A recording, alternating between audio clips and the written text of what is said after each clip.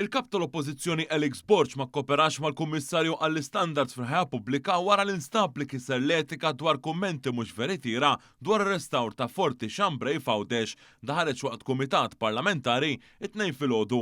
Intqal li Borg naqas milli jagħmel apoloġija mitluba mill-Kummissarju għall-Istandards fuq il-ment li kien tressaq minn Jesmond Bonello. Bonello kien innota kif Alex Borg gideb meta iġġustifika barax ta' kritika li vvota favur il-konċessjoni għax issa ir-restawr se jagħmlu l-privat. Fil-verità, il-fatt li din ir-responsabilità tar-restawr għaddiet mill-gvern għalant il-privat ġiet għax il-kundizzjonijiet tal-konċessjoni nataw qabel inbidlu. Fil-Kumitat Parlamentari, il-Ministru għall-Ġustizzja Jonathan Attard innota kif dan il-każ juri disprezz lejn l-ogħla istituzzjoni tal-pajjiż.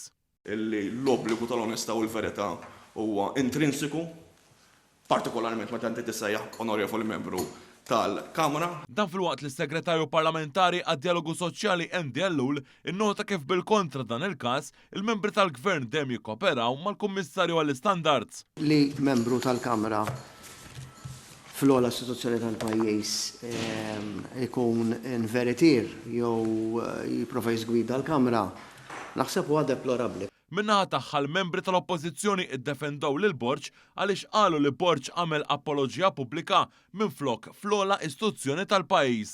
Fl-aħħar ta' seduta l-membri tal-Gvern ivvutaw favur iżda l-membri tal-Oppożizzjoni u l-Speaker permezz tal-casting vote ivvutaw kontra li jittieħdu passi ulterjuri. Sa tant ftit ta' xurilu sar magħruf kif Simon Mizzi, uffiċjal qoli tal-Partit Nazzjonalista u viċin Alex Borg u involut fil-konċessjoni ta' dan l-iżvilupp.